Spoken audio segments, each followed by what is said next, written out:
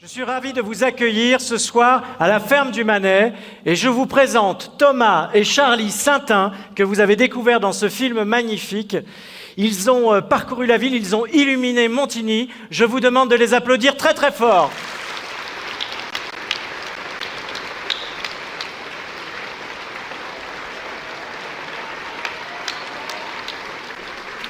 Ce sont deux ignimontins qui parcourent la ville régulièrement sur leur fougue destrier et qui font des films absolument magnifiques qui ont souvent pour décor Montigny. Encore un grand bravo à vous et merci beaucoup. Merci à vous, vraiment.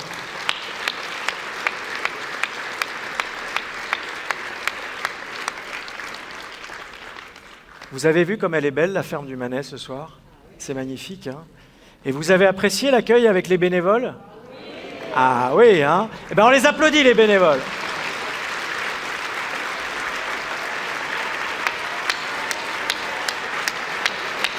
On était contents de vous retrouver, hein. On était contents de vous retrouver.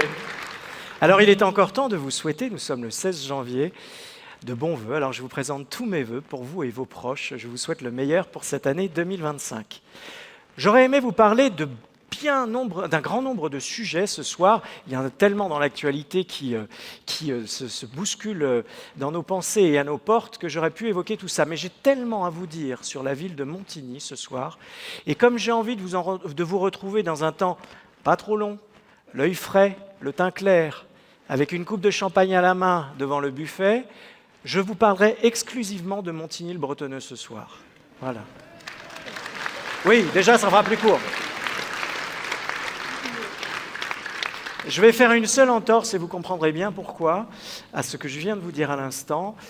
J'ai une pensée ce soir évidemment pour nos compatriotes mahorais qui ont vécu il y a quelques semaines de cela un drame terrible avec le cyclone Chido.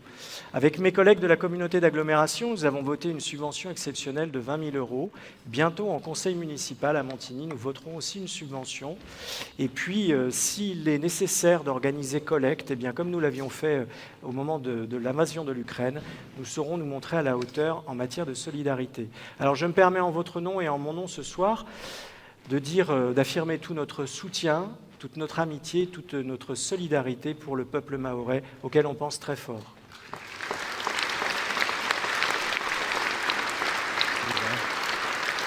Et je salue également l'intervention de pompiers des Yvelines, y compris de pompiers de Montigny-le-Bretonneux, sur le terrain. Bon courage à vous dans le travail que vous aurez à faire.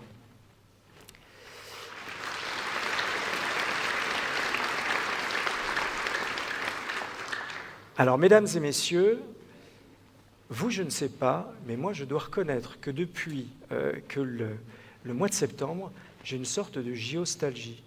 Pas vous? Ça vous arrive jamais le matin de vous précipiter devant France 2 avec le petit drapeau à la main? Non? Non, vous ne le faites pas, ça? Alors, je viens de le dire à l'instant, l'actualité en 2024, comme chaque année, a connu des heures sombres et tragiques. Elle a aussi connu des moments magiques, comme celui que je viens d'évoquer là, et sur lequel nous allons revenir. Et le fait d'évoquer les seconds ne nous fera pas oublier les premiers, bien entendu. Permettez-moi d'appeler à mes côtés ceux sans qui je ne serais rien, clairement. Il s'agit de mon équipe, l'équipe Montigny Ensemble. Je vais les appeler à mes côtés. Le travail pour une ville, ça n'est pas juste une personne qui, comme celle qui vous fait un discours ce soir. Non, c'est l'intelligence collective, c'est la motivation et le talent de chacun. Et donc, je vous demande de les applaudir très très fort.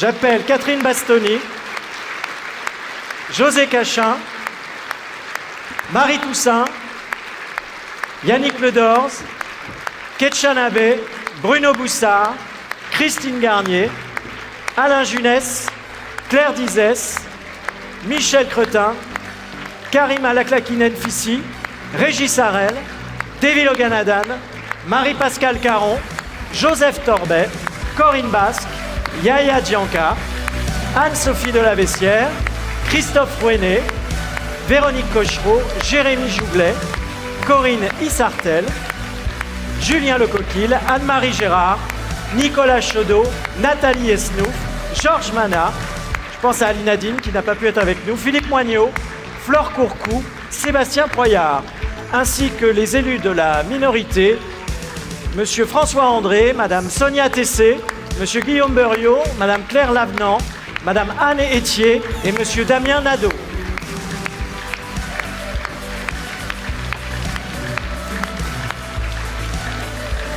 Bonsoir.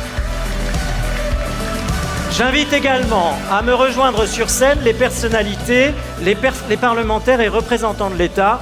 Notre sénateur des Yvelines, dois-je le nommer encore? Ancien maire de Montigny. Oui, il a un prénom comme beaucoup de chanteurs. Michel Logier est-il là? Mon cher Michel.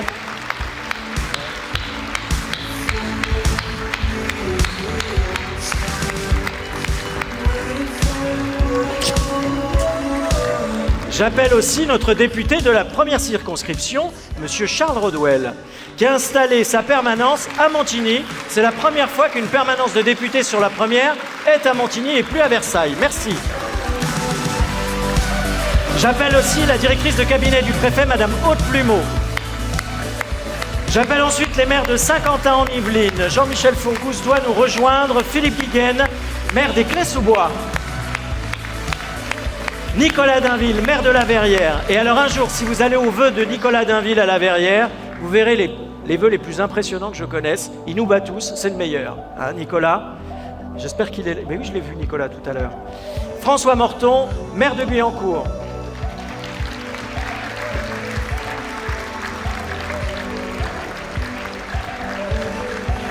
François, tes vœux étaient très bien aussi, hein. Mais je me mets avec toi, Nicolas est meilleur que nous. C'est comme ça. Bien. J'appelle aussi les élus de la région et du département. Jean-Philippe Luce, conseiller régional. Laurence Boularan, conseillère départementale. J'appelle Toine Bourra, qui est maire. Olivier Delafère, conseiller départemental. Montigny, c'est aussi une succession de maires qui ont bâti la ville. J'invite donc les maires honoraires, Jean-Luc Courgaud, Jean-Pierre Pluyot, à venir sur scène. Et bien sûr, celui qui a dirigé la ville pendant 27 ans, qui a lancé la ville telle qu'elle est aujourd'hui, j'appelle avec mes côtés Nicolas About.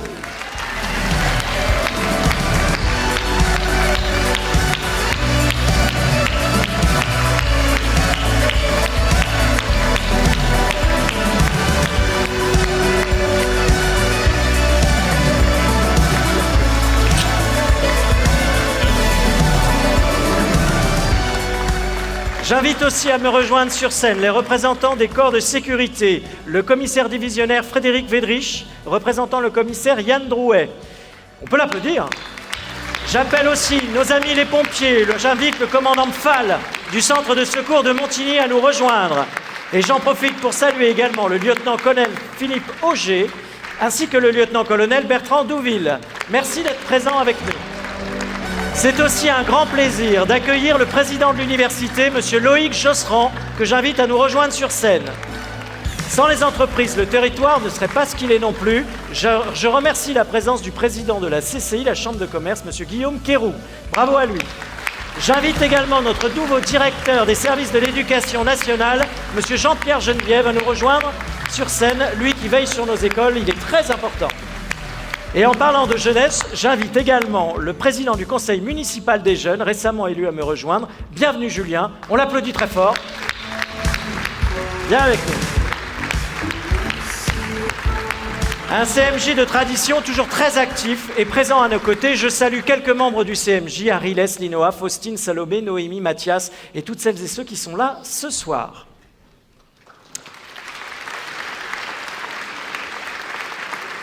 Merci. Merci de votre présence ce soir. Merci beaucoup. Je remercie également dans la salle Eva Roussel de représenter le maire de Villepreux, Catherine Atta qui représente le maire de Voisins. Monsieur le président de l'université, bienvenue. J'en oublie certainement et je vous prie de m'excuser par avance. Je salue aussi les représentants des cultes, monsieur le pasteur Molina de l'église protestante de Montigny, le pasteur également Alain Mao, monsieur Guy Lecourt, prêtre de la paroisse de Montigny-Voisins, monsieur le rabbin Nissenbaum, monsieur Arati et vice-président de l'association des musulmans de Montigny. J'en oublie là encore peut-être et je vous prie de m'excuser si c'est le cas.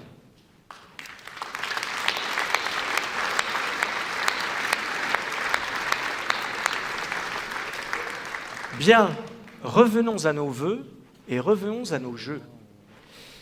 Je ne sais pas si vous vous souvenez de cette phrase de Salvatore Dali, affirmant un jour « La gare de Perpignan », je ne vous fais pas l'accent, hein, « La gare de Perpignan est le centre du monde ». Vous vous rappelez de ça? Eh bien, cet été, n'en déplaise à ce génie, nous avons accueilli 350 000 visiteurs venus du monde entier et qui sont passés par la gare de Montigny. Alors cet été, le centre du monde, c'était Montigny, oui, absolument. Sur notre territoire, la communion fut totale avec les champions. 13 médailles sur Saint-Quentin en Yvelines. Vous vous rappelez, sur la colline des Lancours, cette première course absolument incroyable avec une médaille d'or. Et ensuite, il y a eu sur Montigny 11 médailles. 11 médailles françaises ont été gagnées ici, à Montigny, dont 5 médailles d'or. 5 médailles, particulièrement des médailles paralympiques. Et je tiens à saluer évidemment celles et ceux qui ont gagné ces médailles. Il s'agit de Marie Patouillet, de Dorian Foulon et d'Alexandre Léoté. Ils nous ont fait... Oui, on peut les applaudir très fort. Ils nous ont fait vivre des instants fabuleux, n'est-ce pas, Michel Cretin, mon adjoint en charge du sport? Oui, cet été, tu as vibré tout l'été, toi. Hein? Oui, tu as vibré tout l'été. Et nous n'oublierons pas, bien sûr, vous les avez vus encore là tout à l'heure, je vais beaucoup en parler ce soir, le sourire de nos bénévoles quand on arrivait sur les sites olympiques. Ça, c'était magique. Et puis, les 30 secondes de la finale de BMX. 30 secondes en apnée totale. Hein, on n'a plus de souffle, on n'a plus rien. Heureusement que les finales de BMX durent 30 secondes. Où 3 copains, 3 Français, ont franchi ensemble la ligne d'arrivée, ici, à Montigny.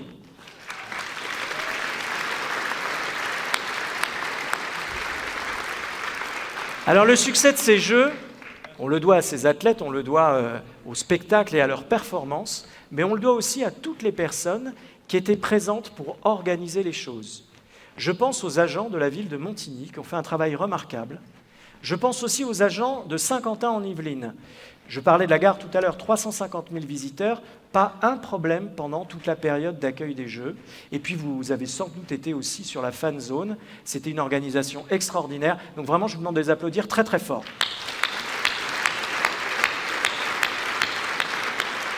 Il y avait aussi le département des Yvelines qui était mobilisé, les forces de secours. Je ne sais pas si vous savez, mais pour surveiller les épreuves olympiques sur les Yvelines, la caserne qui accueillait tous les pompiers, c'était la caserne de Montigny. Eh oui, on peut les applaudir très fort aussi. Et puis, bien entendu, nous avons eu aussi les forces de police, et ils étaient nombreux, les policiers, cet été, hein, les transporteurs publics qui ont tous été bien plus qu'au rendez-vous. et puis encore une fois, nos bénévoles qui étaient là, et j'y reviendrai. Beaucoup de celles et ceux qui ont participé à ces Olympiades sont présents ce soir. Je vous demande de leur faire un hurrah absolument immense. Bravo!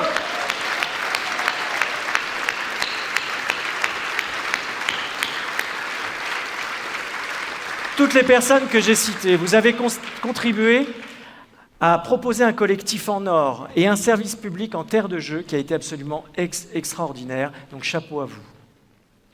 Ces jeux ont également permis la concrétisation d'un certain nombre d'héritages. Parmi ceux-là, le plus important, ça a été la mise en accessibilité de la gare de Montigny, un chantier lancé par la région Île-de-France. Merci, un grand merci chaleureux à sa présidente Valérie Pécresse, par Île-de-France Mobilité. C'était le 3e plus grand chantier d'Île-de-France, avec un budget de près de 50 millions d'euros. Nous avons eu aussi le déploiement de nouvelles pistes cyclables sur le territoire, et nous avons eu aussi la création, pour la première fois à Montigny, de centres de randonnée. Je ne sais pas si vous avez remarqué, les Igny-Montins, ces petits traits jaunes maintenant qu'on a sur la ville. Eh bien, ce sont des sentiers de randonnée que nous avons créés avec la Fédération française de randonnée, ainsi qu'avec l'association dont j'ai vu le président tout à l'heure, notre précieuse ADAL. On peut les applaudir.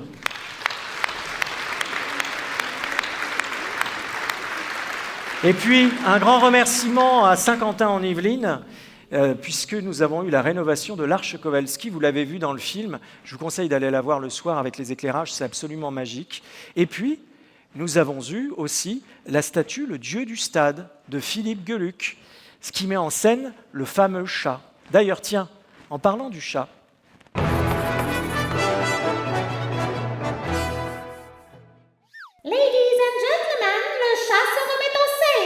j'ai un peu le sentiment qu'ils se foutent de ma gueule.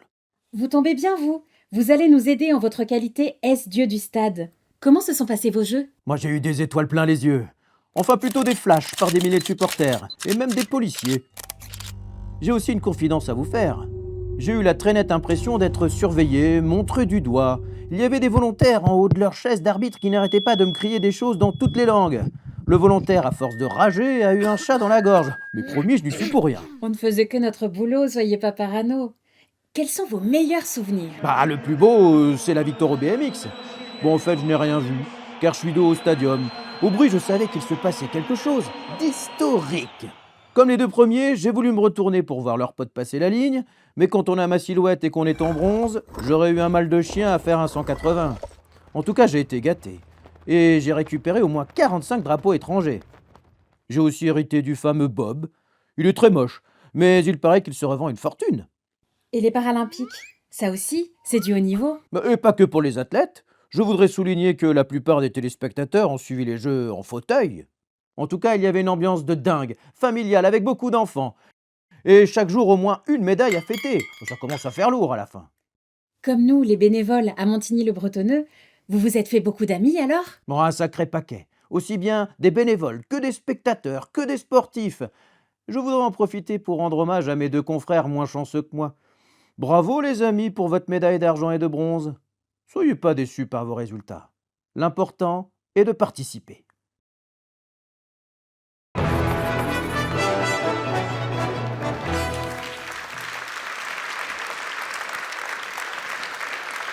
Alors un grand merci à Philippe Geluck et à Kathleen Lejeune qui ont accepté de participer à l'écriture de ce dialogue imaginaire. Un grand merci également à Anaïs O et à Sébastien Coppens, deux comédiens de la compagnie Garde-Fou, qui ont prêté leur voix. Il faut bien le dire, cette statue du chat est devenue sur la ville une véritable icône. On a l'impression qu'elle a toujours été là et on voit tous les jours des gens qui se font photographier devant.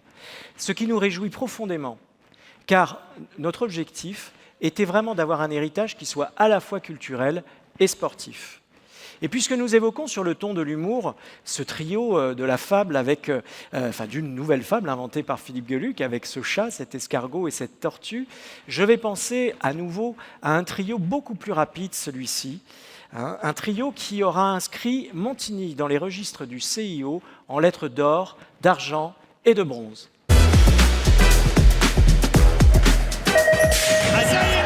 On appuie à 65 km/h. Ils sont en tête, les trois. Allez, Silva, tu prends la corde également. Premier Yes. Romain Maillot, Ils sont tous les trois. C'est pas possible. Step up. Et voilà, maintenant Joris Daudet prend de l'avance. Il passe bien là, Mickaël. Le Français 1-2-3. Daudet, André Mailleux, Christian, va-t-on entrer dans l'histoire? Le dernier virage avec Joris Daudet. Le grand leader depuis hier. Il est incroyable. Ouais, les gars. Il est là. Ouais, c'est pas vrai, ils l'ont fait. Ça l'a fait. C'est pas vrai. Ça l'a fait. C'est fou. C'est fou. C'était pour la France. C'est dingue, c'est dingue. Yes.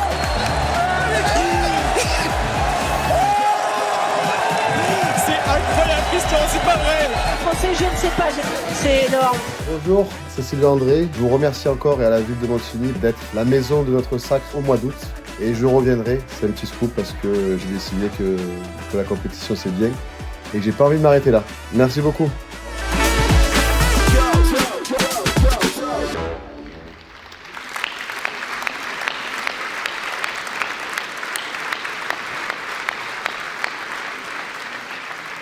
Un moment extraordinaire, hein, Michel, quand tu as lancé les choses avec Robert il y a quelques années de ça, on n'imaginait pas encore qu'on vivrait des moments aussi intenses. Hein. Merci, bravo. Et un grand merci, bien sûr, à Sylvain André qui nous a fait cette dédicace très sympa, Montigny, la maison du sacre. Nous sommes très touchés. Avec Joris Daudet et Romain Mailleux, ces deux amis, eh bien, ils seront toujours chez eux, ici, à Montigny, dans leur maison du sacre. Alors, pendant ces Jeux, un autre record a été battu, j'en ai parlé brièvement tout à l'heure, et je pense que vous avez eu le même sentiment que moi. On a battu le record de la tranquillité publique. Ah oui, vous vous rappelez, hein, il y avait un policier au mètre carré à peu près, et c'est vrai qu'on était extrêmement serein. Je crois qu'on n'a jamais eu de période où on se sentait autant en sécurité. Et ça fait réfléchir. On se dit que finalement, la première règle, la première condition pour se sentir libre, pour vivre en liberté, c'est la sécurité. C'est indispensable. Mais comment faire? On sait bien que les effectifs de police ne peuvent pas être pléthoriques comme ils l'étaient cet été tout le temps. Ce n'est pas possible. Depuis très longtemps, les maires se sont penchés sur cette question et ont essayé de trouver des solutions, même si ça n'était pas nécessairement de leur compétence. Il y a eu le développement des polices municipales, par exemple. À Montigny, cher Nicolas, c'est l'une des premières villes à avoir eu une police municipale. Et il y a eu aussi le développement de la vidéoprotection. Là encore, Montigny était en pointe sur ce sujet, juste après Saint-Germain. Merci. Juste après Saint-Germain, donc dans les premières, Montigny encore sur la vidéoprotection. Mais quel est le rôle d'un maire? Comment agit-il au quotidien? Est-ce que vous en avez une idée? Non? Ben, je vais vous le dire. Tous les jours, je reçois un rapport de la police municipale dans lequel j'ai les dernières 24 heures, heure par heure, quartier par quartier, avec absolument tout ce qui s'est passé. Les policiers municipaux ont bâti cela par leurs interventions suite à des appels d'habitants, suite aussi aux images qu'ils ont pu voir sur les caméras de vidéoprotection, et puis aussi par le travail de deux personnes très importantes que l'on appelle les îlotiers, et qui vont de quartier en quartier rencontrer les gardiens d'immeubles, les commerçants, les habitants, et qui vont palper le terrain, sentir un petit peu ce qui se passe, et essayer de comprendre s'il y a quelque chose qui ne tourne pas rond. On compile tous ces éléments-là. Ça permet d'orienter le travail de la police municipale, avec tous les mails que je reçois, évidemment, tous les appels qu'on peut recevoir. Et puis, une fois par mois, on le voit là, sur cette image, ça c'était hier à 14h, je reçois le commissaire divisionnaire, et ensemble, nous confrontons nos données, et nous regardons un petit peu le ressenti que chacun a avec les éléments qu'il a en sa possession pour orienter le travail. Et derrière, nous définissons le travail partenarial que nous allons faire entre les forces de la police nationale et les forces de la police municipale. C'est donc un travail quotidien, au long cours, qui se passe. Et avec Alain Junès, mon adjoint en charge de la sécurité, je tiens à saluer précisément l'excellence du travail partenarial que nous menons avec le commissaire divisionnaire Yann Drouet et avec toutes ses équipes. À titre d'exemple, ces derniers mois, nous avons pu monter plusieurs dossiers et nous avons pu résoudre plusieurs affaires de délinquance et d'atteinte à la tranquillité publique, notamment sur la place Étienne-Marcel et autour du centre-ville.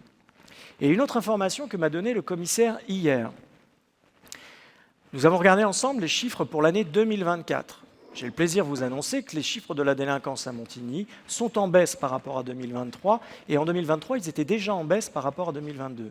Mais surtout, ce que m'a dit le commissaire, c'est que le taux d'élucidation des affaires traitées par la police nationale à Montigny est de 52%. Une affaire sur 2 est résolue. Il faut savoir que lorsque l'on est, commissaire, vous me dites si je me trompe, autour de 30%, c'est déjà très bien. Voilà. Et là, le commissaire me disait hier, c'est impressionnant, à Montigny, on est à 52%.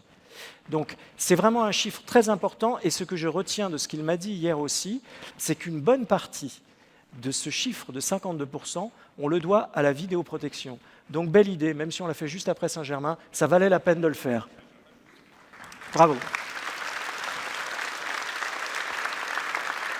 Je remercie aussi vivement Madame Caillebotte, notre procureure du tribunal de Versailles, car ces différentes arrestations que nous avons pu faire dans ces derniers mois ont toutes été suivies de vraies condamnations.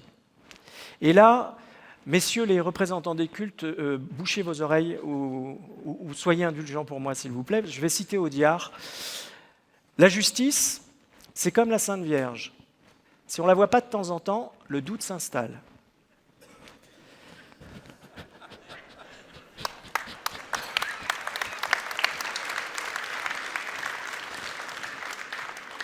Vous le comprenez, mesdames et messieurs, c'est par le dialogue avec les habitants, ce que j'évoquais tout à l'heure, que nous gérons la ville au quotidien avec tous mes collègues élus. C'est comme ça qu'on fonctionne. Alors il y a le dialogue, il y a les rencontres, et puis il y a aussi les concertations. Et c'est vrai que depuis le début de ce mandat, nous avons lancé toute une série de concertations et qui ont toutes très très bien fonctionné, et on s'en réjouit de fonctionner de cette manière.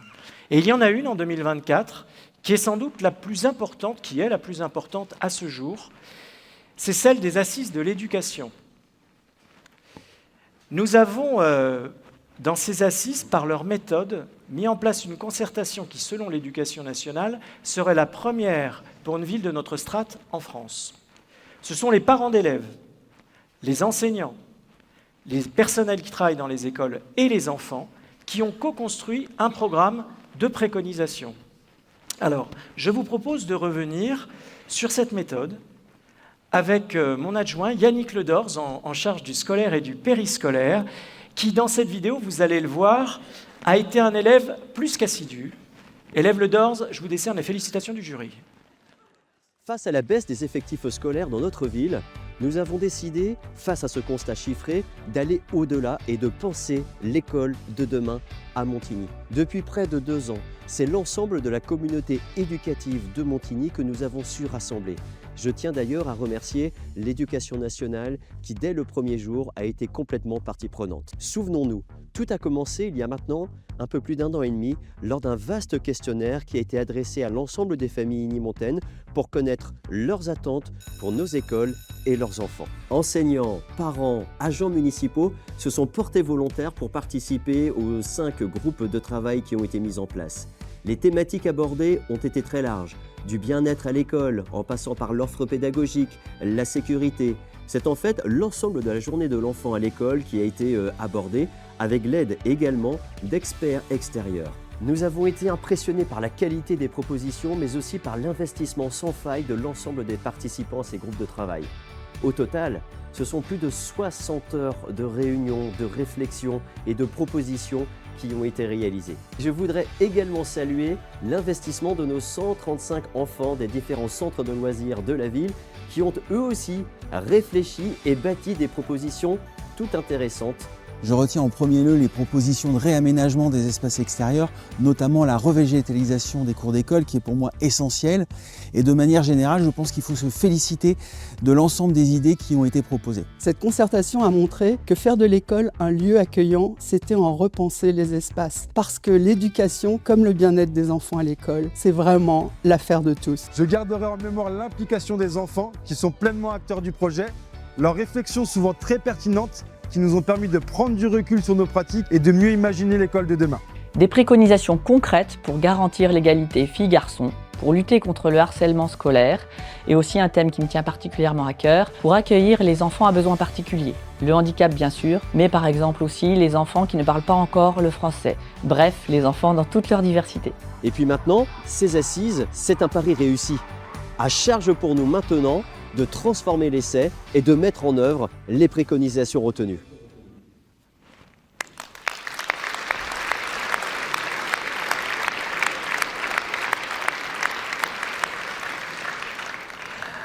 Alors vous, je ne sais pas. Mais je dois vous avouer que quand j'ai vu la vidéo la première fois et que j'écoutais son présentateur nous expliquer tout ça, je m'attendais à ce qu'il me révèle le village préféré des Français 2025. Non pas par une ressemblance physique, mais son enthousiasme débordant m'a fait penser à tout ça. En tout cas, merci beaucoup Yannick. Merci vraiment pour le travail énorme. Merci. Je vais préciser mes remerciements là-dessus. En tout cas, 110 préconisations aujourd'hui. 110 ont été faites par les différents groupes de travail. Elles sont toutes disponibles en ligne sur le site de la ville, comme l'intégralité de la concertation. Tous les éléments qui ont été collectés depuis le démarrage sont toutes installés sur le site de la ville et donc sont toutes accessibles pour tout le monde. En octobre dernier, nous avons acté en conseil municipal la nouvelle sectorisation dans laquelle était actée précisément la fermeture de 2 groupes scolaires, le groupe Verlaine et le groupe Rimbaud. Cette nouvelle sectorisation va permettre de conserver des écoles de proximité dans chaque quartier, va permettre également de renforcer les effectifs de ces écoles. Et la fermeture des 2 groupes, les moyens que nous en dégagerons, nous permettront de participer au financement de la mise en œuvre des préconisations qui vont servir à améliorer encore l'offre éducative à Montigny. Je tiens à saluer l'esprit de responsabilité de tous les acteurs, enfants, enseignants, parents, personnel, dans ce moment qui n'est jamais facile. Un grand merci à eux. Je souhaite aussi remercier les grands éclaireurs de cette démarche, de cette concertation. Je pense tout d'abord à Madame Sandrine Lair, la directrice académique de l'Éducation nationale, qui était avec nous à ce moment-là et qui est remplacée depuis par Monsieur Geneviève, que je salue encore une fois. Madame Céline Lemarié, inspectrice d'académie, par Madame Catherine Marie, DDEN et proviseur honoraire. Pour ceux qui l'ont connue il y a quelques années, elle a été principale de la Coudre et c'était quelqu'un de très apprécié. Nous avons aussi la Direction générale des services de la ville et particulièrement Laure-Hélène Barsac qui a fait vraiment un travail remarquable sur ce dossier.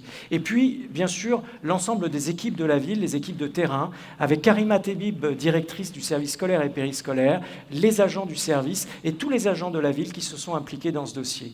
Et puis, évidemment, n'oublions pas les enfants. Parce que illuminer l'avenir, le slogan de la ville, évidemment, ça passe par la quête d'améliorer toujours encore l'éducation de nos enfants et leur bien-être.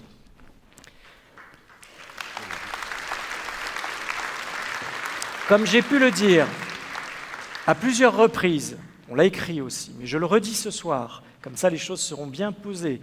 Quel est l'avenir des 2 parcelles, des 2 écoles que nous allons fermer? Eh bien, nous allons y réaliser du logement. Et pourquoi pas du logement adapté aux besoins des seniors. Mais de toute façon, avant que nous ne signions quoi que ce soit, nous reviendrons vers les habitants, présenter les projets avant toute validation.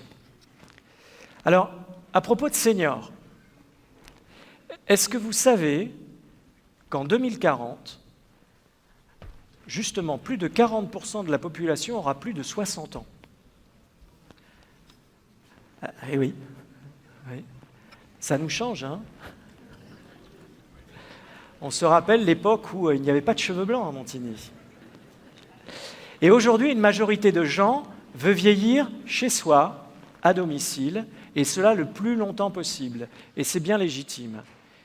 Mais c'est un nouvel enjeu pour la ville, je le rappelle, qui était la ville la plus jeune de France dans les années 90. Et c'est un enjeu qui va devenir absolument majeur dans les prochaines années. Avec Ketchana Bey, mon adjointe en charge de l'action sociale, nous allons œuvrer à la mise en œuvre d'un pôle senior sur la ville. Nous allons aussi nous montrer innovants en matière d'habitat adapté pour nos aînés. Et nous allons aussi faire en sorte de pouvoir proposer tous les services nécessaires pour permettre le bien vieillir à domicile. C'est notre engagement. Pour bien vieillir, il faut des services, mais il faut aussi bien se soigner. Et la santé, ça n'est pas une compétence municipale, mais une fois encore, l'enjeu est tel que nous avons pris ce sujet à bras-le-corps et depuis très très longtemps. Nous avons ouvert en 2020 notre maison de santé pluriprofessionnelle universitaire, je l'ai dit sans bafouiller, et celle-ci est un véritable succès. Nous avions prévu un espace au bout de la maison de santé pour ultérieurement créer des cabinets supplémentaires. Devant la pression aujourd'hui que nous avons avec le manque de médecins, nous avons pris la décision de créer ces 2 cabinets en 2025. Ça va porter le nombre de médecins généralistes à Montigny à 30. 30 pour une population d'un peu plus de 32 000 personnes. Donc, nous aurons grosso modo un tiers de ces 30, pas grosso modo, nous aurons un tiers de ces 30 qui seront à la maison de santé. Nous espérons vraiment tendre vers une réponse à toutes les attentes, à toutes les demandes avec la création de ces cabinets. Je le dis prudemment, nous espérons tendre vers. Voilà ce que je peux vous annoncer, et je vous rappelle aussi qu'à côté de la maison de santé pluriprofessionnelle, il y a aussi une maison médicale de garde qui a été créée il y a un peu plus de 20 ans et qui était elle aussi une des premières en France. Alors, je remercie à ce propos l'association l'AM3V, l'association des médecins des 3 villages, qui sont derrière, avec la ville, ces projets de maison médicale de garde, derrière la MSPU. Et parmi ces personnes, parmi ces médecins, il y en a un pour qui j'ai une pensée toute particulière ce soir, c'est le docteur Alain Jamy.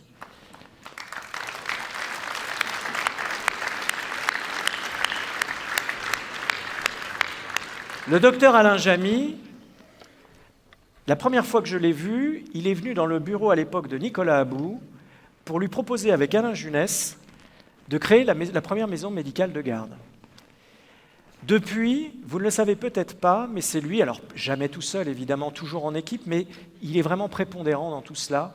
C'est lui qui a contribué à l'organisation de la vaccination au vaccinodrome. Les 400 000 vaccinations, vous imaginez toute l'organisation qu'il faut. Eh bien, c'est lui qui a travaillé là-dessus, avec d'autres médecins, mais il était derrière. Et puis, c'est encore lui qui a été derrière la maison de santé pluriprofessionnelle. Alors, Alain Jamy, ça fait plus de 30 ans qu'il est médecin chez nous.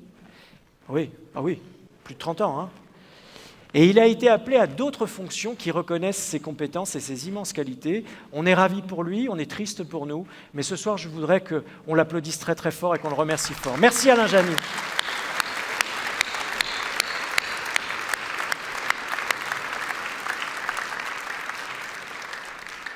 Alors avoir un médecin, on l'a dit, c'est essentiel. Mais il est aussi important d'avoir les moyens financiers de pouvoir accéder aux soins. Et ça n'est pas donné à tout le monde. Et c'est pour cette raison qu'en septembre dernier, nous avons proposé une mutuelle communale à Montigny, avec la mutuelle familiale.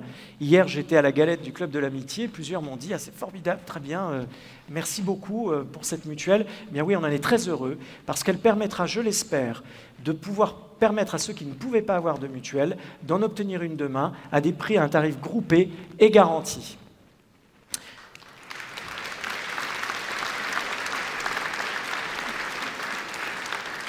Montigny est à la pointe en matière de santé, on le sait, elle l'est aussi en matière de handicap. Assurer l'égalité des chances et des droits des personnes en situation de handicap est un combat qui est mené à Montigny, là encore, depuis très longtemps, par les différents maires qui sont là ce soir. Nous avons la Fondation Anne de Gaulle, j'ai vu Madame Ménager, sa directrice générale, venir tout à l'heure, qui va ouvrir son village Agora sur le quartier du village dans notre commune, aux alentours de la rentrée 2025, moment qui fêtera les 80 ans de la Fondation Anne de Gaulle. Regardons quelques images sur ce chantier, ainsi que quelques images de ces résidents qui ont voulu vous adresser ce soir, à leur manière, leurs vœux pour 2025.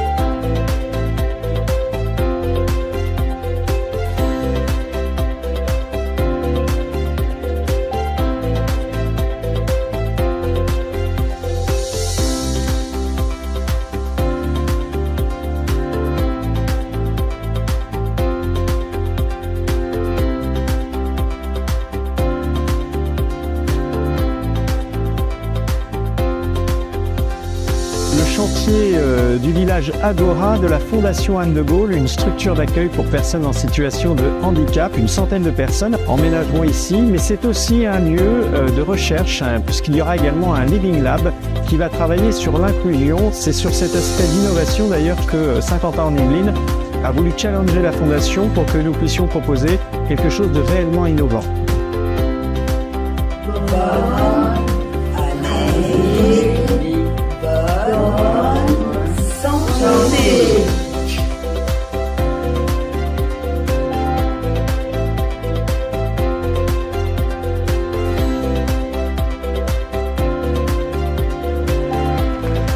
Un grand merci à la Fondation pour ce petit film très sympathique. Nous avons hâte de les accueillir chez nous. Et je dis aux résidents qui arriveront bientôt, vous êtes chez vous. Ce village 100% inclusif est lui aussi une première en France. Il sera tout à la fois un lieu de vie, comme vous l'avez entendu, mais aussi un laboratoire de recherche. Alors ne soyez pas effrayés par le terme, un laboratoire de recherche. On est sur de la recherche en inclusion. Et c'est un centre de ressources. Nous l'avons baptisé le 9e quartier de Montigny. Pourquoi lui avoir donné ce nom-là ? Eh bien, tout d'abord, parce que nous voulons que ceux qui habiteront le village Agora soient des habitants des Igny-Montins à part entière, mais aussi parce que nous espérons vraiment que ce village et tout ce qu'il proposera permettra d'irriguer intégralement la ville et permettra de faire progresser l'inclusion des personnes en situation de handicap sur le territoire de Montigny. C'est notre vœu le plus cher, en tout cas avec mon équipe. Je tiens à saluer Jean Vendroux, son président, Clarisse Ménager, sa directrice générale, pour la confiance accordée à notre ville depuis maintenant plusieurs années. Montigny, nous nous y engageons, sera un laboratoire partenarial à ciel ouvert et c'est absolument passionnant. Alors une société inclusive, c'est une société où chacun fait un effort pour aller vers l'autre. Ce qui m'amène tout naturellement à vous parler de gens que vous avez pu voir dans le hall en arrivant, des gens très importants sur un territoire. Je veux parler des bénévoles. Comment juge-t-on de la bonne santé d'une société? Alors, est-ce que Jean-Michel Fourgous est arrivé? Ah, c'était pour lui, tant pis. Il y a un indicateur qu'on connaît bien. C'est celui de la richesse matérielle produite, qu'on range sous l'acronyme PIB. Et ce PIB, souvent, on s'en sert pour définir justement la dynamique d'un territoire. C'est un acronyme auquel notre président est très attaché, et il a raison, parce que c'est vrai que de la dynamique d'un territoire découlent les moyens financiers des collectivités, et donc la qualité des politiques publiques. Mais à Montigny, depuis très longtemps, nous avons un autre indicateur de richesse qui se range lui aussi sous l'acronyme PIB. Il s'agit du potentiel d'investissement bénévole des habitants. Et là-dessus, avec 195 associations, Montigny est en tête des charts.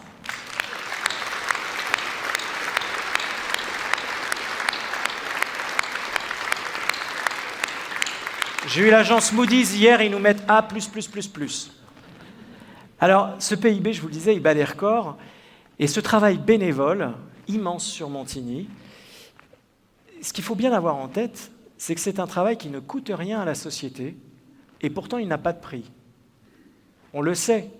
Imaginez si on devait quantifier les heures faites par les bénévoles. Rien que sur les Jeux cet été, s'il avait fallu payer toutes les personnes qui ont participé à l'organisation des Jeux. C'est tout bonnement impossible. Notre pays fonctionne sur deux jambes. Les élus et les bénévoles. Ce sont pour beaucoup des bénévoles, même pour les élus, et ce sont eux qui essayent de faire avancer la société, et ça serait bien qu'elle soit davantage reconnue.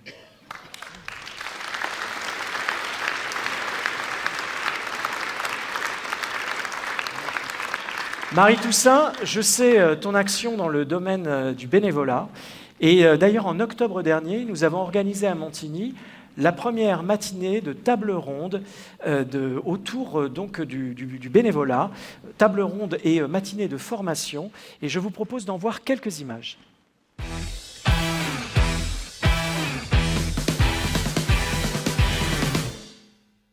Souvent, vous allez avoir, et c'est comme ça que ça commence généralement, c'est que vous avez des parents qui veulent que leur enfant s'épanouisse dans leur activité et disent la formule doit fonctionner, soyons présents auprès de nos enfants. Ensuite, vous allez avoir des personnes qui sont esseulées, et qui veulent combler un manque. Dire voilà, pourquoi je suis tout seul et en fait j'ai aussi envie de participer à une vie collective et de me sentir bien. Et enfin, vous avez des personnes qui vont chercher quelque chose de tout autre. Et là, je m'identifierai dans cette catégorie. C'est des personnes qui ont une vie professionnelle très active, très prenante, et au regard de cela, vont s'obliger à faire autre chose dans leur vie pour éviter de ne penser que boulot. Voilà, donc les différents moteurs qu'on peut trouver dans le bénévolat, on va les trouver là. Concernant les structures associatives, notamment de déterminer un référent bénévole au sein de la structure. Et ça, je pense qu'il y en a très peu. Je connais des clubs, même des clubs triathlon, entre autres, triathlon ou de course à pied, où ils arrivent à motiver beaucoup de bénévoles. Il y a des choses qui marchent pas, il faut trouver le profil des personnes, il y a tout un système, c'est vraiment le travail de terrain. Alors Assolib, c'est la plateforme des activités associatives et des missions de bénévolat. Nous, notre objectif, il est de renforcer la visibilité des associations sur le territoire local et de manière digitale. Je souhaite à d'autres personnes de faire la même chose que moi. Disons, de participer au bénévolat dans les maisons de quartier, dans les conseils de quartier. Moi, je trouve ça génial. C'est enrichissant. Et il faut surtout permettre aux gens qui s'engagent bénévolement de retrouver une reconnaissance. Il faut qu'il y ait une vraie reconnaissance des structures, reconnaissance aussi de la vie de la cité vis-à-vis d'eux. Franchement, ça a été un moment magique, un moment incroyable, une fierté puis un honneur. Je pense une très belle reconnaissance de la part du district du football que je remercie encore. Ouais, donc on vous aime, donc merci à vous d'être présents pour cette belle activité.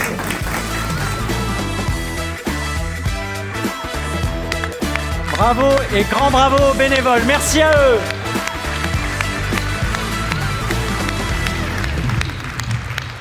Parmi les bénévoles, il y en a d'autres qui jouent un rôle très important sur la ville de Montigny. Je pense aux conseillers de quartier. Les conseillers de quartier qui fourmillent d'idées et de suggestions pour créer du lien entre les habitants, pour créer de l'animation, pour améliorer la vie de leur quartier. Ils font des fêtes, par exemple, avec les commerçants, avec les enseignants, et ils créent aussi des équipements. Je pense, par exemple, à toutes ces boîtes à livres que vous avez vues fleurir sur la ville. Eh bien, c'est grâce aux conseillers de quartier. Je vous demande de les applaudir très fort.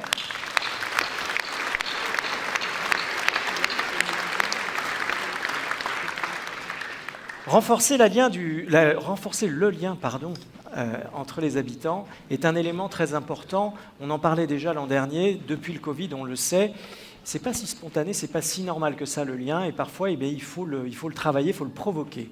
Et donc, c'est pour ça que nous avons fait en sorte de multiplier les événements conviviaux sur le territoire. Souvent, des habitants me disent « Mais à Montigny, il se passe quelque chose toutes les semaines. » Oui, c'est vrai, mais c'est nécessaire et on en est très heureux.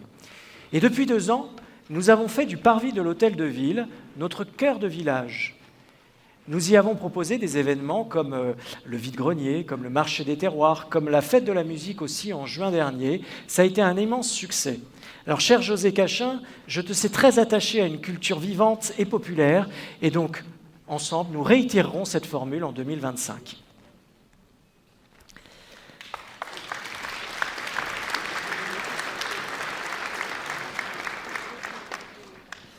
Quand on parle d'engagement désintéressé, comment ce soir ne pas évoquer le souvenir et la mémoire de Marie-Thérèse André, présidente de l'AMI pendant 17 ans, qui nous a quittés il y a à peine quelques jours. Marie-Thérèse fut aux premières loges du tout premier jumelage avec la ville de Kirsp en Allemagne en 1988. Elle était, pour reprendre la dédicace adressée par les membres de l'AMI, l'âme de l'association, celle qui guidait avec bienveillance et passion les échanges avec nos amis européens. Aux côtés de sa présidente actuelle, Anne-Elisabeth, et Claire Dizès, nous cultiverons les valeurs de tolérance et de partage qui lui étaient chères. C'est un legs qui est très précieux. Et donc je lui rends hommage et je pense très fort à son mari Bernard André ce soir.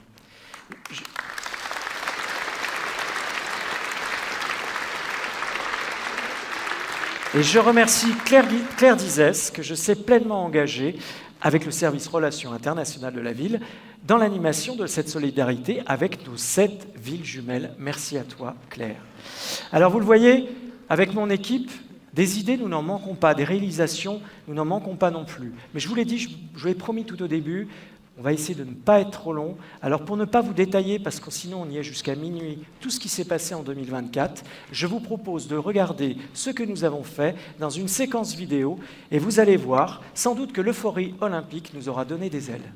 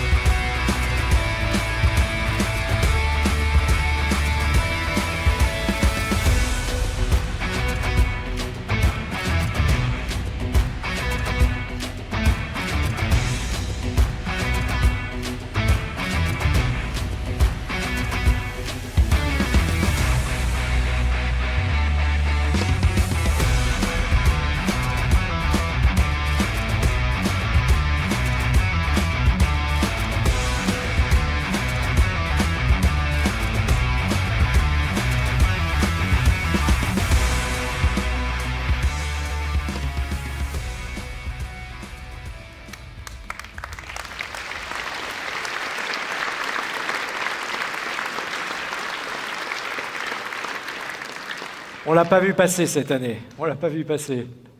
Alors, on repart sur l'année 2025 et je vais vous expliquer un certain nombre de projets. Mais forcément, on repart dans une position un petit peu coincée, un petit peu gênée.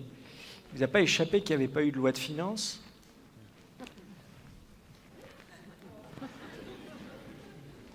Et on ne sait pas très bien où nous en sommes. C'est pas le Sénat.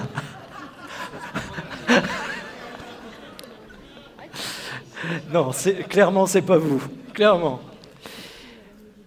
Et j'en avais déjà parlé, j'avais communiqué dans un édito de la fin d'année dernière. Les premières annonces faites par l'État concernant Montigny sollicitaient une contribution à hauteur de 2 millions d'euros. On nous prenait 2 millions d'euros. Alors, les parlementaires qui sont là se sont battus pour qu'on n'ait pas à payer ces 2 millions.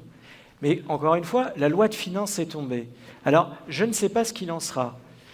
Si jamais l'État nous prélevait ce qu'il avait annoncé nous prélever, pour citer une nouvelle fois, vous l'aurez compris, Michel Audiard est quelqu'un que j'apprécie, il ne nous restera plus que l'impôt sur les eaux. Je peux vous dire que Catherine Bastoni, ici présente, notre première adjointe en charge des finances et de la transition écologique, cherche toutes les pistes d'économie, n'est-ce pas, messieurs, dames ? Oui, hein ? Cherche toutes les pistes d'économie possibles pour faire face au tournant de cette rigueur drastique annoncée qui nous impose d'approfondir nos analyses financières. Je tiens aussi à remercier très chaleureusement ce soir ma directrice générale des services, Karine Loss, pour sa ténacité quand le navire tangue, et heureusement qu'elle s'est gardé son flegme et son calme dans une période aussi compliquée. Bravo à elle.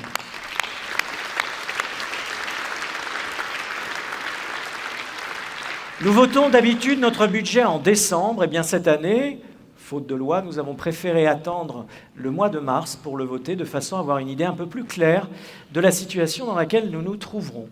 Je tiens à remercier les élus ici présents, ainsi que les services qui sont à pied d'œuvre depuis de nombreuses semaines pour préserver l'équilibre financier tout en préservant le niveau de service. Et grâce à leur travail, je peux vous annoncer ce soir que, en 2025, pour la 15e année consécutive, nous n'augmenterons pas le taux communal des impôts.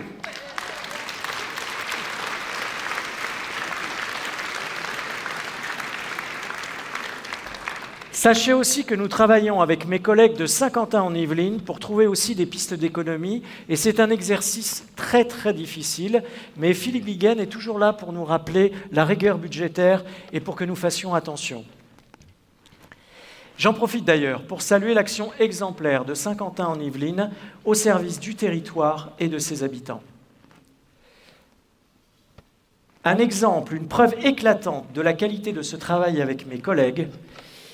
Le 8 novembre dernier, nous avons tourné une page de la Ville Nouvelle avec le démarrage, les premiers coups de pelle, de la démolition de l'immeuble L'Anneau Rouge.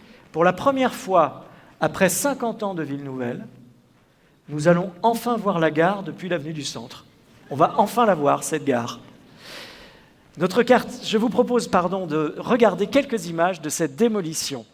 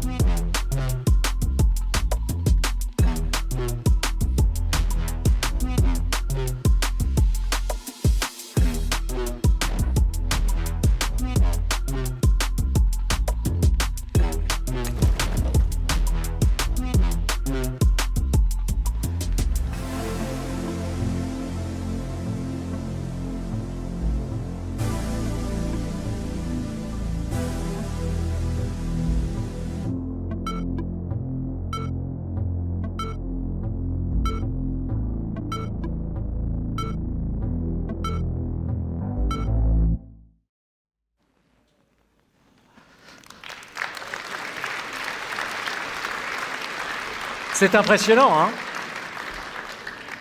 Et alors, je dois vous dire, être maire, c'est, vous l'avez compris depuis tout à l'heure, hein, on gère un certain nombre de dossiers, la sécurité, la santé, les équipements publics, etc. Mais là, je dois le reconnaître, grâce à la fonction de maire, j'ai vécu un rêve que tout petit garçon peut avoir, c'est celui de casser le mur avec la grosse machine. On en rêve tous quand on est môme, ça. Eh bien, moi, je l'ai fait. Alors, notre quartier cœur va bientôt rompre avec le concept originel du tout voiture, hein, qui avait été pensé à l'époque, et du tout minéral. Donc nous allons avoir un quartier qui va être intégralement repensé. On va enfin avoir des espaces piétonniers généreux, un plus grand nombre de terrasses de café, une place du théâtre qui, Michel, ne sera plus un rond-point, mais qui va redevenir, Nicolas, une vraie place de ville. Et ça, c'est formidable, avec de nombreux espaces verts et des pistes cyclables qui permettront de faire la liaison jusqu'à la gare. Le bassin et le canal également vont connaître une transformation et vont devenir de vrais lieux de vie, avec des espaces verts extrêmement généreux, et l'eau va pouvoir retrouver toute sa place. Le projet avance. Nous rencontrons des difficultés techniques et des difficultés aussi qui sont liées au fait que l'EPA, quand il a construit tout cet ensemble, a laissé relativement peu de notes sur le dossier. Donc il faut tout retrouver, et là-dessus, vraiment, je salue les équipes de Saint-Quentin-en-Yvelines qui font un travail extraordinaire. Oui, on peut les applaudir très fort. Je remercie le département des Yvelines, Saint-Quentin-en-Yvelines, qui sont les principaux financeurs, et vous avez la liste de tous les partenaires qui contribuent, puisque, sachez-le, il y a des partenaires privés qui participent au financement de cette opération de cœur de ville, et qui participent à une hauteur relativement importante, puisqu'on est à plus de 8 millions d'euros. Qu'ils en soient tous remerciés.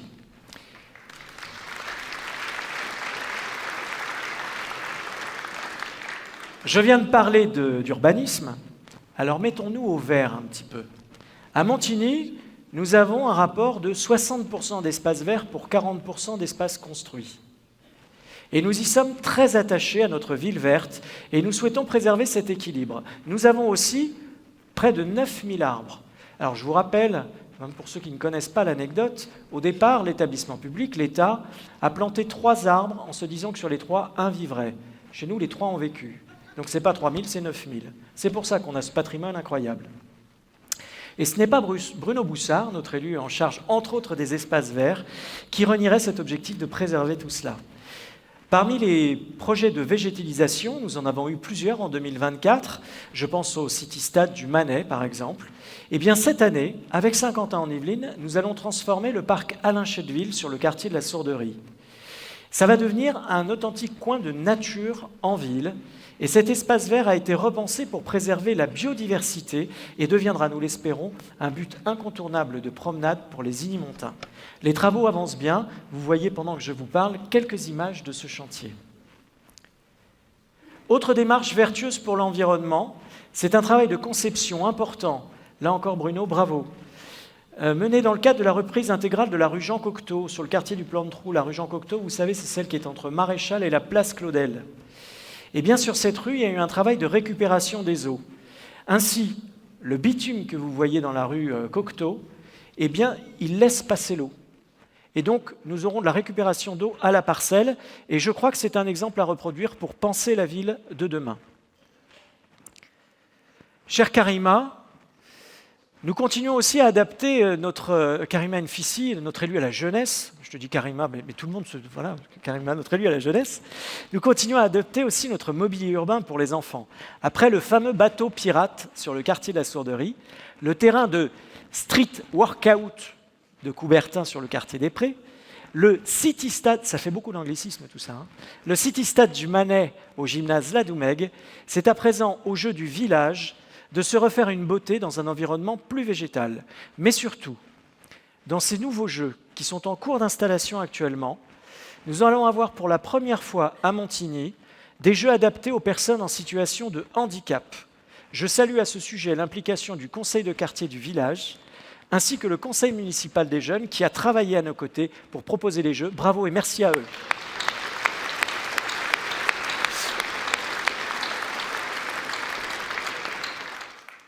Alors dans les compétences qui au départ ne sont pas forcément celles d'une ville, mais que l'on prend parce qu'il est nécessaire de les prendre, je vous ai parlé de la santé, je vous ai parlé de la sécurité, il y a un autre sujet depuis de nombreuses années, et les événements, je parlais de Mayotte tout à l'heure, nous font que de toute façon il est indispensable d'y aller, évidemment c'est la transition écologique.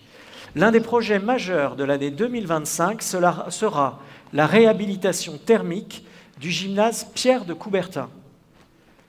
Ce gymnase est le 3e équipement le plus énergivore de la ville. Nous allons donc réaliser des travaux. Nous avons fait déjà, vous l'avez vu sans doute, toutes les parties extérieures. Nous avons rénové la piste d'athlétisme, refait le terrain de foot synthétique. Nous avons fait ces fameux espaces de street workout. Et nous avons aussi couvert des terrains de tennis. Eh bien, nous allons attaquer désormais les bâtiments du gymnase Pierre de Coubertin. Le but, c'est évidemment le confort des usagers. Nous allons tout revoir dans les équipements intérieurs pour que les collégiens, les associations qui se rendent dans l'équipement, les habitants puissent bénéficier d'un équipement totalement rénové et beaucoup plus agréable. Mais surtout, nous allons travailler, comme je vous le disais, sur la réhabilitation thermique. Et nous avons un objectif d'économie d'énergie à la fin de 60%. 60%. À titre expérimental également, sur le parking qui est situé devant le gymnase Pierre de Coubertin, nous allons installer des ombrières pour produire de l'électricité. Et pourquoi pas, peut-être à terme, si cette production est suffisante, en proposer aux copropriétés qui sont situées autour de ce parking. Pour les tout-petits, comme pour la jeunesse, les équipements et les structures se renouvellent. Après la livraison récente de la crèche Les Mini-Montins, voici les travaux de la crèche Comtesse de Ségur sur le quartier Saint-Quentin, qui vont s'achever en 2025. Merci à Corinne Basque, notre élue à la petite enfance, d'organiser l'accueil des bébés dans les meilleures conditions possibles. Là encore, sur la crèche Comtesse de Ségur, nous comptons là aussi sur une économie de l'ordre de 60%. Nous partageons depuis longtemps la nécessité d'accélérer la transition énergétique. Et depuis plusieurs mandats, déjà, et je salue là-dessus mes prédécesseurs, et je salue aussi Claude Pignan, l'ancien directeur des services techniques. D'importants travaux de réhabilitation ont déjà été menés sur le patrimoine municipal. Depuis ce mandat, c'est aussi avec l'expertise métier des équipes des services techniques et évidemment avec à leur tête Jean-Jacques Senbeigel, notre directeur général des services techniques, que je salue et remercie pour la qualité de son travail. Bravo à eux.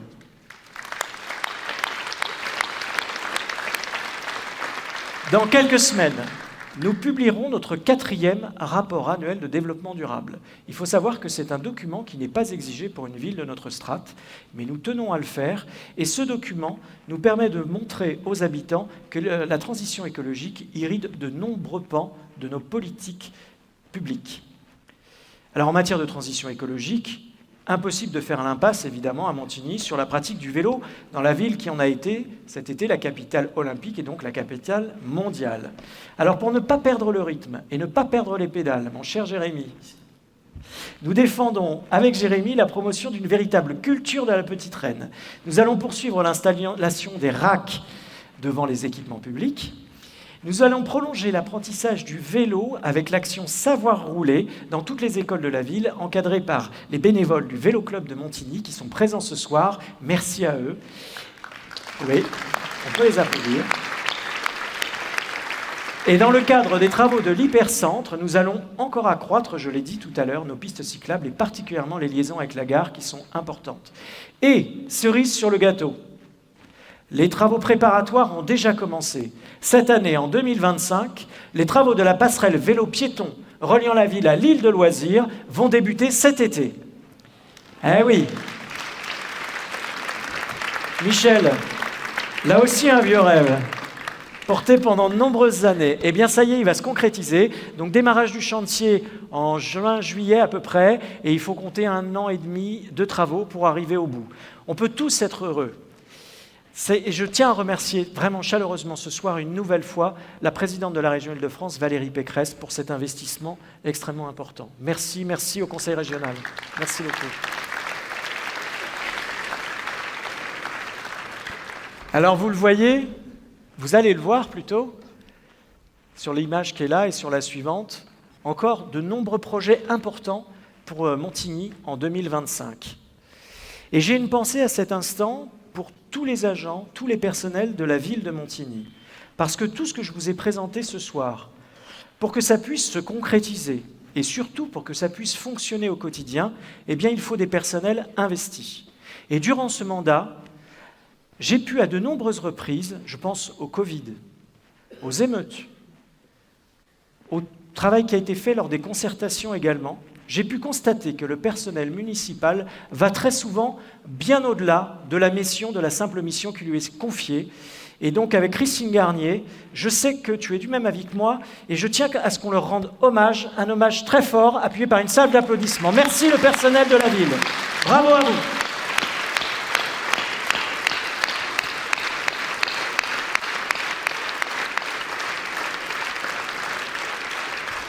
Oui, il le mérite. Il le mérite. Je tiens également à vous adresser, à tous ici présents ce soir, au nom de mon équipe, mes plus chaleureux remerciements. Habitants, conseillers de quartier, bénévoles, commerçants, enseignants, entreprises, partenaires, c'est votre confiance qui nous permet de réaliser tout ce que nous faisons. C'est votre soutien, votre amitié, qui a permis l'accomplissement d'autant de projets exceptionnels et qui nous donne la motivation de poursuivre pour que Montigny reste cette ville fantastique qui nous va si bien. Merci à vous.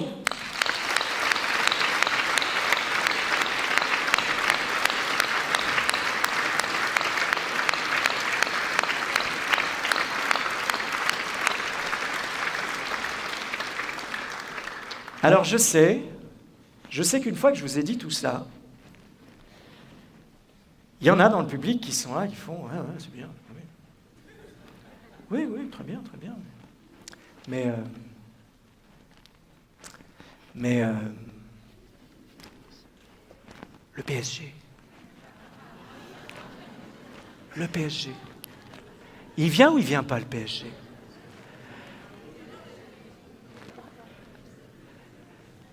Eh bien, je ne vais pas vous le dire. Je ne vais pas vous le dire parce que je l'ignore. Tout ce que je peux vous dire ce soir, c'est qu'avec Jean-Michel Fourgousse, nous avons chaussé nos crampons et nous multiplions les 1-2 pour ne pas être hors jeu. Mais pour l'instant, pas de nouvelles, peut-être avant le printemps. On m'avait dit d'ici la fin de l'année, vous voyez, ça n'a pas eu lieu. Alors je vous dis très prudemment, avant le printemps, il est possible qu'une information nous arrive.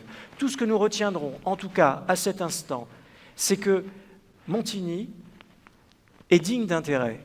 Montigny attire les plus grands, et ça, pour l'instant, c'est un message positif que je retiens pour notre ville et que je vais garder précieusement pour ce soir.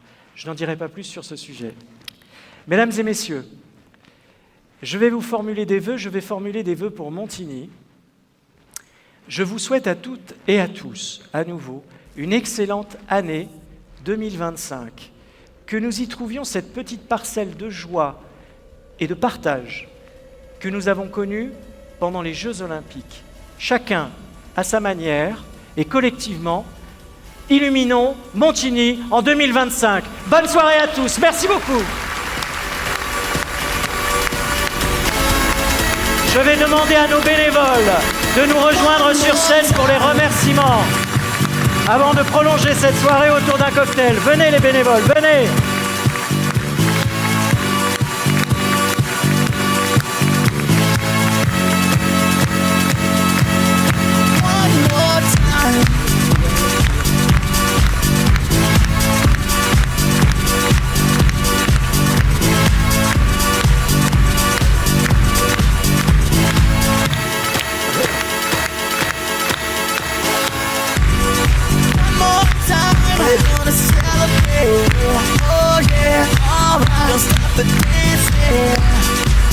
Alors, je vous invite à suivre les consignes des bénévoles dans la partie qui va suivre. Suivez-les bien.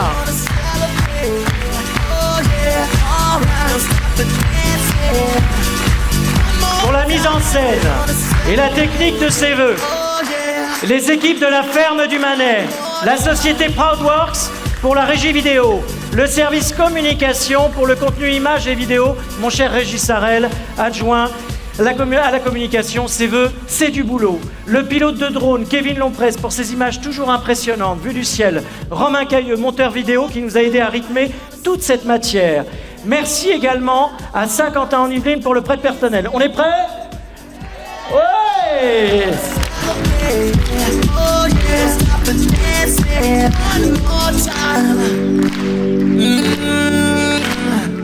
Pour la préparation de l'événement et son protocole, je remercie le service événementiel, Michel Chape et ses équipes. Et je remercie évidemment le cabinet du maire, Claudine Canet, Patricia Sangan et mes deux magiciens, Antoine Beau et Richard Drex, mes tic et tac, mes indispensables, mes merveilleux, qui ont fait énormément de choses pour que cette soirée soit aussi belle. Merci à eux, on y va! Ouais!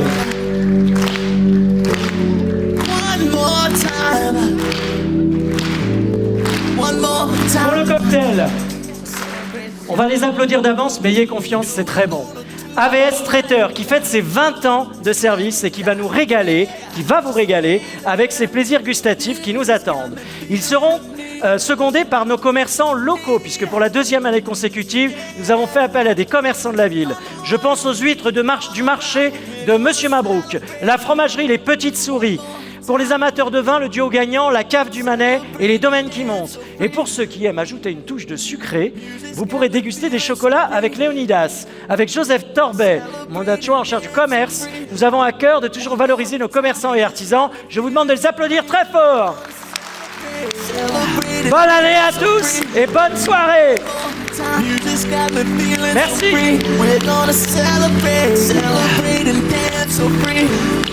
One more time, you just got me feeling so free. We're gonna celebrate, celebrate and dance so free. One more time, you just got me feeling so free. We're gonna celebrate, celebrate and dance so free. One more time, you just got me feeling so free. We're gonna celebrate. Bravo, merci encore les bénévoles, bravo à vous, merci à tous. Très bonne soirée. Oh!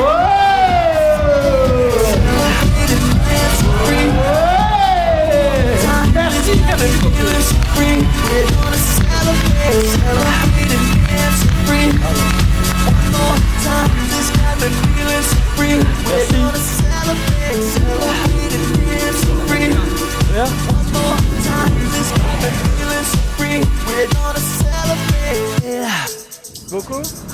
Ça va? One more time, feeling so free. We're gonna celebrate, celebrate and dance so free.